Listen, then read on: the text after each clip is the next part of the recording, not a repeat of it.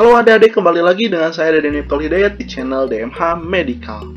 Nah, di video kali ini saya mau memberikan informasi ke adik-adik semua 3 hal yang menyebabkan adik-adik tidak bisa masuk Poltekkes atau gugur di seleksi masuk Poltekkes. Nah, apa saja itu? Namun sebelumnya, like, comment, and share video ini supaya banyak orang yang mendapatkan informasi dan manfaat dari pembahasan kali ini. Dan buat teman-teman yang mau persiapan masuk Poltekkes untuk tahun 2023, bisa gabung grup diskusi masuk Poltekkes tahun 2023. Klik link di deskripsi. Nah, sebelum kita ke pembahasan, kakak ada informasi penting sekali buat adik-adik semua. Hai, buat kalian para pejuang masuk Poltekkes tahun 2023, sekarang sudah ada buku soal Si Penmaru Si Mama tahun 2023. Dimana jika kalian membeli bukunya, kalian udah berhemat hingga jutaan rupiah. Karena dengan membeli satu buku saja, kalian udah mendapatkan bonus. Bayangin nih, bonusnya udah gak masuk akal sekali. Yang pertama, 1 tahun kursus online masuk Poltekkes tahun 2023, video materi pembelajaran dan pembahasan soal, 2 kali tryout Si Penmaru masuk Poltekkes, bebas konsultasi dengan mentor yang berpengalaman di jalur masuk Poltekkes, serta kalian akan bergabung dengan grup VIP masuk Poltekkes tahun 2023. Kalian juga akan mendapatkan tote bag kekinian serta mendapatkan tambahan soal-soalnya. Jadi tunggu apa lagi? Pesan dari sekarang juga, karena stoknya sangat super terbatas.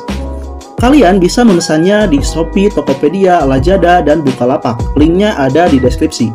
Oke, buat kalian yang berminat, ditunggu. Wow, gila bener kan?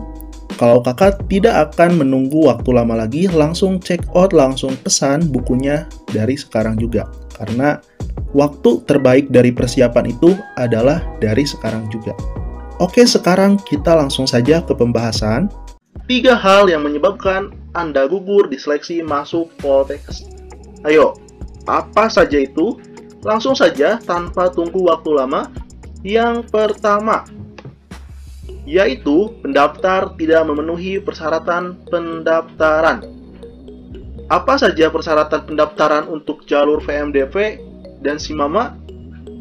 Oke, untuk persyaratannya apa saja? Jadi untuk persyaratannya itu ada yang umum dan ada yang khusus. Untuk yang umum, yaitu dari segi asal pendidikan. Jadi adik-adik biasanya di kebanyakan Poltekkes itu sekarang bisa menerima dari SMK asal SMK Kesehatan dan SMK yang jurusannya sesuai dengan yang ada di Poltekkes, misalnya Reka Medis dari Multimedia. Nah, di sini saya mau jelasin dari persyaratannya. Nah, untuk tinggi badan minimal untuk perempuan yaitu 150 cm, untuk laki-laki 150 cm, dan untuk jurusan yang khusus, misalnya Reka Medis, Gizi, dan Farmasi, yaitu boleh 147 cm untuk perempuan dan untuk laki-laki 150 cm. Nah, buat adik-adik yang persyaratannya tidak sesuai dengan tinggi badan tersebut, maka tidak diizinkan untuk mendaftar karena nanti akan dieliminasi atau digugurkan ketika tes kesehatan. Kemudian berbadan sehat jasmani, tidak buta warna, kemudian tidak tuna fisik, kemudian tidak mengalami gangguan-gangguan psikologi atau gangguan-gangguan jiwa. Kemudian selanjutnya untuk persyaratan khususnya nih dek. Jadi untuk persyaratan khususnya yang pertama yaitu pada saat mendaftar peserta adalah siswa kelas 12 SMA, MA, SMK yang sesuai dengan kebutuhan program studi. Kemudian satu siswa hanya dapat memilih 2 program studi atau 3 tergantung kebijakan Poltekkesnya. Bahkan ada yang hanya memberikan 1 program studi. Nilai rapot, ini untuk nilai rapotnya, jadi bisa baca surat pengantar dari rekomendasi kepala sekolah. Kemudian memiliki prestasi itu diutamakan sekali. Kemudian membayar biaya pendidikan, membayar biaya pendaftaran, dan lain sebagainya. Nah, jadi yang paling penting itu yang tadi, yaitu tinggi badan dan kesehatan adik-adik. Jadi harus dijaga sekali, apalagi nanti pas tes kesehatan dari paru-paru, kemudian dari yang tidak pernah hamil, kemudian dari buta warna, tadi sudah dijelaskan, itu sangat penting sekali dan sangat-sangat menentukan kelulusan. Kemudian kita lanjut dengan yang kedua. Yang kedua, yaitu memberikan keterangan palsu.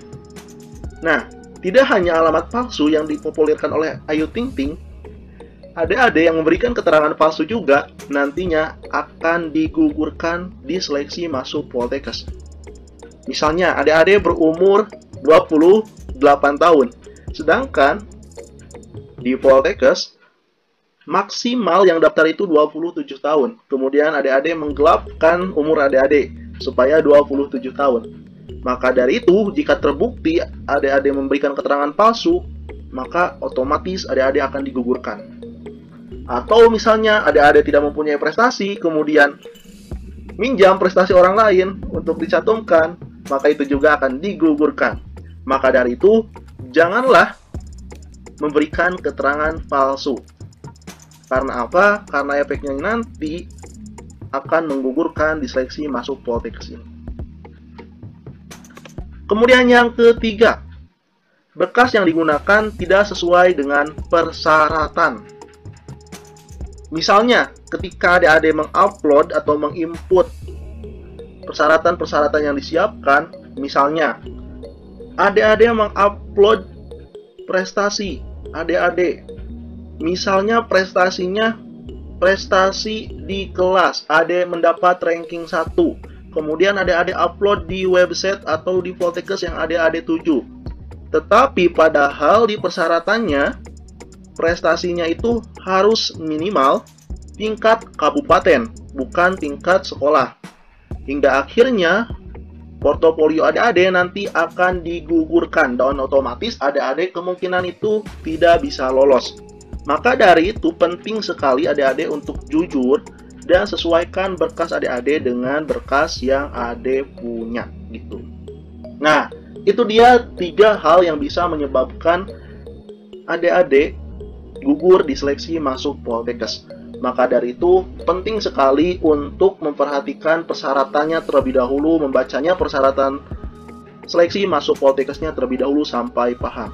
Jangan terburu-buru mengisi datanya karena nanti data tersebut akan berpengaruh ke kelulusan adik-adik. Tetap bersabar dan perbanyak berdoa. Semoga yang menonton video ini semuanya bisa masuk Poltekkes tujuannya.